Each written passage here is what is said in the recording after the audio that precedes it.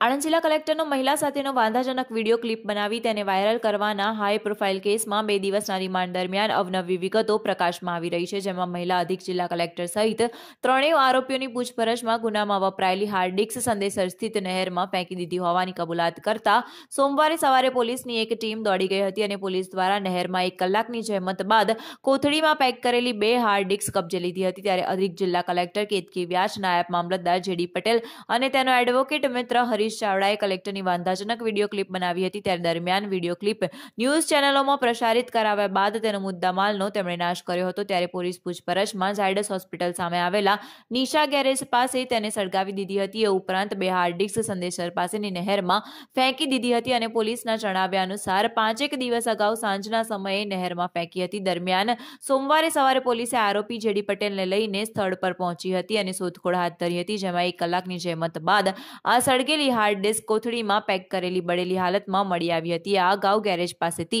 પોલીસે બેટરી અને કેટલાક શંકાસ્પદ દસ્તાવેજી કાગળિયા કબજે લીધા હતા અને તમામ વસ્તુઓ FSL માં મોકલાઈ છે।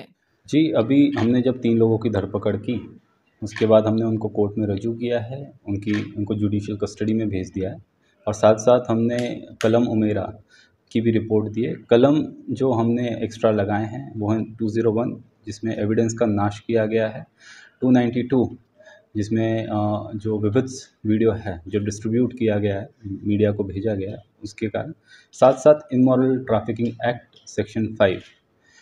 तो 201 लगाने का कारण ये है कि इन्होंने जो स्पाई कैमरा डिस्ट्रॉय किया निशा ऑटोमोबाइल पे, वो साथ साथ उन्होंने कुछ डॉक्यूमेंट्स भी डिस्ट्रॉय किए हैं, जो इनके हिसाब किताब थे, कुछ हमें जो वहाँ से काफ़ी सारे एविडेंसेस भी थोड़े बहुत रिकवर हुए हैं, जो डॉक्यूमेंट्स थे, जो लखान थे, कुछ मैप था, ये रिकवर हुआ है और कुछ कुछ इलेक्ट्रॉनिक कंपोनेंट्स रिकवर हुए हैं, जो हमें शक है कि हमें प्रूव करने में मदद कर सकते हैं कि ये स्पाई कैमरा के इलेक्ट्रॉनिक कंपोनेंट्स थे।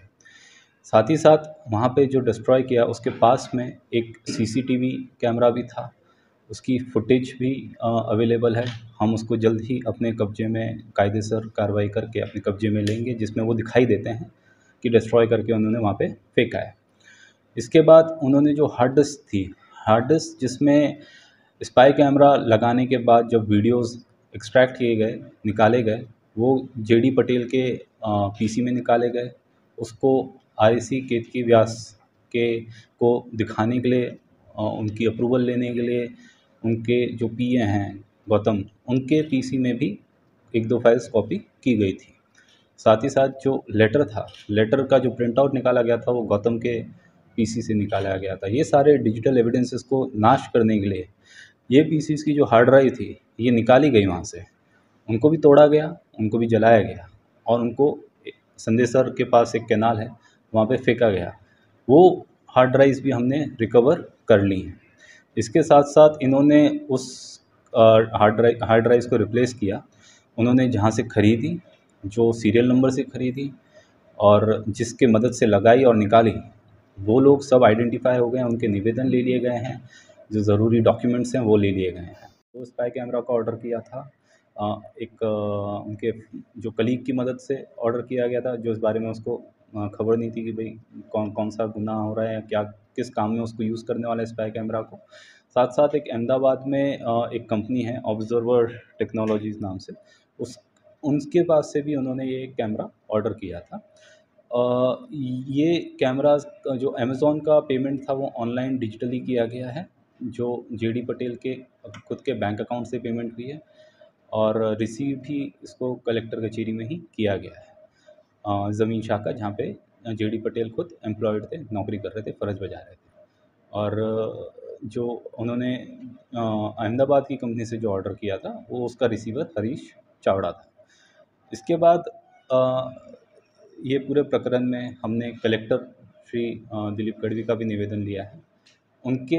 उन्होंने एक खुलासा किया है इस पूरे प्रकरण में कि जो केतकी व्यास और जेडी पटेल उनके पास आए, उन्होंने उनको उनके चेम्बर में ये वीडियो दिखाई।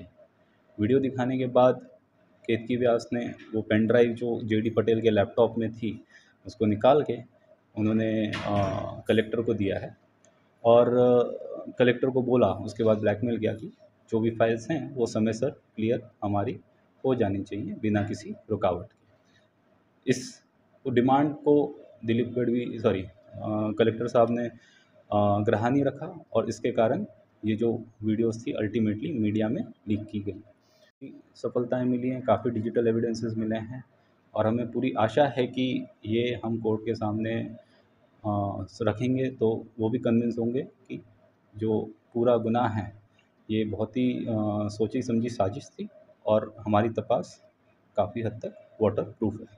तो 5 फाइलें थीं और वो 5 फाइलें हमने आइडेंटिफ़ाई कर ली हैं। उनकी डिटेल्स, उनका स्टेटस आज की तारीख में वो क्लियर हुई हैं कि नहीं हुई, हमने ऑफ़िशियली माँगा है। ये हमारे पास रिपोर्ट अभी आने के ऊपर पेंडिंग है। तो 6 फाइल जो 5 फाइल जो रिकॉर्ड पे हैं, जो एटलीस्ट जिनमें हमको पता है कि वो स्टेटस जो जो हमको पता है कि उन्होंने इस पर्टिकुलर 5 फाइल का डिमांड किया था, उनका स्टेटस हमने माँगा है, वो अभी तक सामने नहीं आया है। और जो लोगों के बीच में जो एक मिसकंसेप्शन है कि ये जनवरी से को वीडियो रिकॉर्ड हुआ था, वो मैं दूर करना चाहूँगा। जनवरी से प्लानिंग शुरू हुई थी। वीडियो मई के बाद रिकॉर्ड हुआ है। इन्होंने जो परचेज़ेस किए हैं स्पाई कैमरा के, जो तपास के दरमियान बहुत ही क्लियर कट हमें पता चल गया है कि इन्होंने मई महीने में ये स्पाई कैमरा खरीदे थे और मई महीने के बाद ही ये सारी फुटेजेस रिकॉर्ड हुई हैं। ऐसा कुछ जी, ऐसा अभी तक हमारी तपास में किसी भी प्रकार का राजकीय एंगल बिल्कुल भी नहीं आया है। वो सरकारी सहायक हैं, उन्होंने जो देखा उन्होंने हमें बताया और उनकी ही मदद से ये आगे जितनी भी तपास हुई है, जितने भी भेद खुले हैं, उसमें उनका महत्वपूर्ण योगदान रहा है। देख सकते हैं सारे जो डिजिटल एविडेंसेस हैं ये क्लियर कट लिंक करते हैं जेडी पटेल को और ये हरीश चावड़ा को। हमने जो इन्होंने फुटेजेस डिस्ट्रॉय किए, जो हार्ड डिस्क भी उन्होंने फेंकी है, तो उसकी भी हमने वीडियो फुटेजेस भी ली हैं, तो उनकी प्रेजेंस भी एस्टैब्लिश करता है। जो टेक्निकल एविडेंसेस हो गए, जैसे कॉल रिकॉर्ड्स हो गए, लोकेशंस हो गए, ये सब भी हमारे पास हैं, वो भी एस्टैब्लिश करता है। हमारे पास निवेदन हैं जो कोर्ट के सामने शाहिदों ने दिए हैं, बिना किसी दबाव के, बिना किसी प्रेशर के उन्होंने कोर्ट को जो उनकी सच्चाई है वो कोर्ट के सामने रजू की है। ये सारे निवेदन भी बहुत महत्वपूर्ण होंगे। साथ-साथ कलेक्टर गढ़वी का भी निवेदन कि उनको केतकी व्यास ने खुद ये पेन ड्राइव दी थी। ये केतकी व्यास की जो अहम भूमिका है इस चीज़ में, वो भी दर्शाती है। तो अ, हमें पूरा भरोसा है कि इन सारे एविडेंसेस के आधार पे, स्टेटमेंट्स के आधार पे हम साबित कर पाएँगे कि ये गुनाह किस तरीके से करा गया। साहब को जो दी गई थी वो ओरिजिनल पेन ड्राइव है जो एक्चुअली में जिसमें ओरिजिनल फाइल्स हैं और वही पेन ड्राइव है जो उन्होंने जिस शॉप से ख़रीदा है, जो हमने अपने रिकॉर्ड्स में दिखाया, वही पेन ड्राइव है। तो ये पूरा प्रकरण एक एक जो कड़ी होती है वो बना हुआ है और जो टेक्निकल एविडेंसेस होते हैं बहुत साउंड होते हैं, उसमें कोई भी टेम्परिंग अगर की जाए तो आराम से प्रोसिक्यूशन या डिफेंस उसको ढूंढ सकता है। साथ ही साथ हरीश चावड़ा के निवेदन में हरीश चावड़ा की जो गाड़ी थी उसमें उन्होंने बताया कि जयेश पटेल के का सामान एक बैग उनकी गाड़ी में पड़ा है और उनकी गाड़ी की छानबीन के बाद उस बैग में हमें 2 लैपटॉप, कपड़े और एक पैसा गिनने की मशीन जो होती है, कैश गिनने की जो मशीन होती है, वो हमने वहाँ से सीज़ की है। हम अभी तक इन लैपटॉप में हमें ऐसा कुछ भी नहीं मिला है। एक फिंगरप्रिंट स्कैनर भी मिला है, जो फ़ाइल क्लियर करने के लिए वो फिंगरप्रिंट स्कैनर काम आता था। जो उनके मुताबिक ये लैपटॉप और वो फिंगरप्रिंट स्कैनर को वो कलेक्टर साहब के यहाँ पे देर रात कभी काम पड़ता था, फ़ाइल क्लियर करनी होती थी देर रात, तब उनके घर पे जाके ये फिंगरप्रिंट स्कैनर और कंप्यूटर का उपयोग होता था। इन लैपटॉप का उपयोग हुआ है कि नहीं, ये अभी तक हम साबित नहीं कर पाए, एस्टैब्लिश नहीं कर पाए हैं। हम इसको फॉरेंसिक के लिए भेजेंगे और देखेंगे कि इनका उपयोग हुआ है या नहीं हुआ है, लेकिन इसको अभी हमने गुनाह के काम से ये सारा मुद्दा माल, अन्य मुद्दा माल है जो हमने सीज़। पेन ड्राइव है उसमें टोटल हमें 5 क्लिप मिली हैं, जिसमें 2 महिलाएँ हैं और जो क्लिप हैं उसके कंटेंट्स तपास के मुद्दे हैं।